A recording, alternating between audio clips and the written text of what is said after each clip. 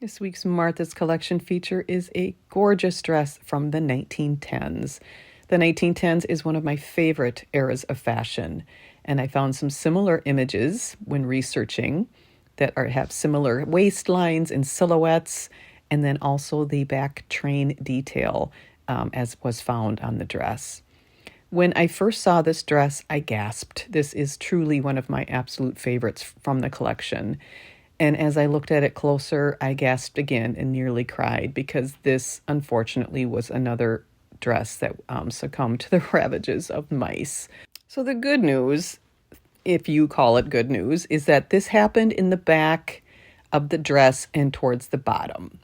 And then there's also, due to the construction of the dress, a way that I can get some matching material to make some patches. So I do have a plan, but first let's look at the inside. There is silk in the inside, and it had its original dress shields. So I did a little research, and Kleinert started making dress shields back in 1869, and I found a 1914 ad for this exact dress shield. How fun is that? I did remove them because they were really stiff.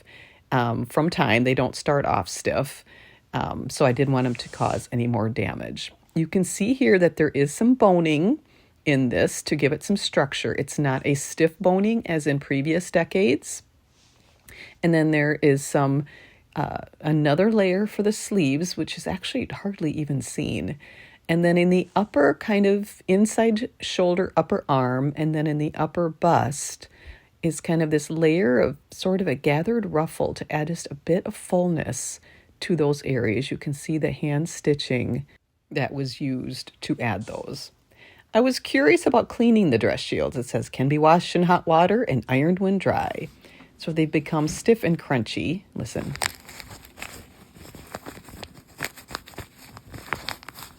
And I do think that caused some damage to that delicate silk in the inside. So I did remove those, and I was curious how well they would clean. Would they really soften? And would that ink come off? So I just did my regular washing of the retro wash, sodium perborate, rinsing, etc. And the ink did stay on. They did brighten up, and they did soften up. Let them rinsed it and air dried, and then did some pressing. And unfortunately, the outer cotton cover did split, but that allows us a peek at the inside of the coated material, which is what prevented the perspiration from going through. This one says it was not rubber, so I'm not quite sure what that coated fabric was. But what can be done to the damaged areas? There is some fabric at the back where the two panels for the kind of train overlap each other. And fortunately, see, there's a better image here. There is an area there that I can take some fabric from. But first, let's do some steaming. I did remove the weights from the train just to put less strain on the dress while it's being worked on. And then I did some steaming, and then I cut off all the that poor nasty lace. And then I did have in my stash a gorgeous piece of antique lace that even though this wouldn't show, I just felt the dress was worth it, and then it would help it to kind of lay as it should. So I hand stitched that in. I ordered some rayon and silk Devore velvet from an Etsy seller, and I dyed it. It turned out a little darker than I liked, but it was pretty close. And this will replace the piece that I'm going to take off. So I first hand stitched it over the original, and then very carefully, and this was nerve-wracking, that I cut out between, so I had to kind of keep the two separated, and then I got that piece out. So this is the entire piece that I'm going to try to get all this patching out of. And so I took a piece of foam core, and I cut the corners off and made it an oval shape so that there weren't any sharp edges. And then I laid that salvage piece underneath, and look at how big that hole is. And then I pattern matched it, and I used the foam core so that I could pin into it to keep it in place. And then I hand stitched the entire thing. So it was a little awkward because I kind of had to work on top of the ironing table, and it just took a long time. But I just little by little put little stitches in, and I tried to do it in such a way so that I wasn't getting a straight line or a circle. I tried to do it along the kind of the velvet areas and keep it more in the pattern of the velvet to make it less obvious. So here are the befores and afters, and I'll show closer images of that later. So the lining needed to be replaced in that section, and I had some vintage silk in my stash that I got in an estate sale years ago, and this was the perfect thing for this project here, and that worked out really well. So all these holes went all the way through all these various layers, so I just kind of did some stabilization with a silk organdy and then also some silk just to kind of stabilize those areas and cut off, of course, all the stained parts that I could. So the tassel was missing its little drops, so I went to my vintage bead stash and kind of fashioned some replacements for that. It was just kind of fun.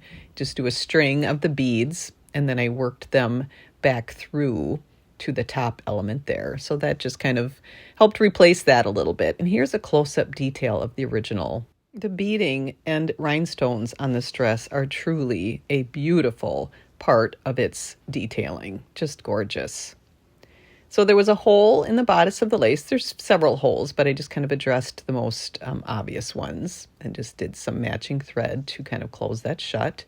I sewed those train weights back in, and this detail here is really unique. It was heavier than thread, and they just took the edges and wrapped it around just to give the slightest black detail, which ties into this piece that is at the front and back of this amazing beaded piece. This is some really unique beading that I've never seen this type of bead before. And then there's this also matches the tassel ends. The bodice lace is edged in those bugle beads as well as rhinestones. And then here's a detail you can't even see. There's this little tiny cap sleeve and another silk underneath the top there again that is edged in beads. Just amazing. So here are some close-ups of the patching. My goal was to make it so that the eye would not go to those areas. Now, obviously, the edges are not finished on the patches, but this is not going to be washed. This is likely just going to be displayed, and I hope it's displayed. So I am really happy with how that your eye does not go there.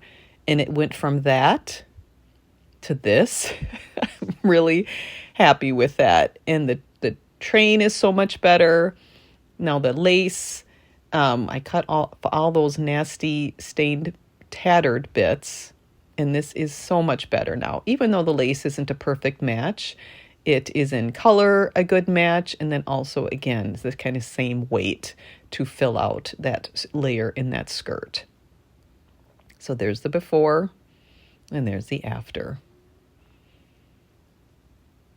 And here are just some beautiful images of all these incredible details. Here's the back of the dress. So obviously the person wearing this would have had somebody help her get into this dress. There are so many hooks and eyes with the various layers in this garment. And this detail of that rope and the beaded kind of buttons and the color and this velvet and the cut of it, this truly is one of the most beautiful garments I have ever had in my temporary possession. I've been thinking about this dress ever since I got it and just really wanting to do what I could to make it presentable once again. There's still issues, like the lace has some damage on it. Somebody might be able to remove that and clean that. I did not want to take that on. I didn't feel it was necessary. I was nervous to work on this dress. I felt so kind of emotionally attached to it, and I wanted it to be beautiful once again. But I'm really glad I took the leap. I think it did help to put a similar weight and drape of fabric to replace the area that I did take out, because the drape is the same. And now your eye is not going to those damaged areas. You are now being able to see the true beauty of this dress in its beautiful glory 110 years later.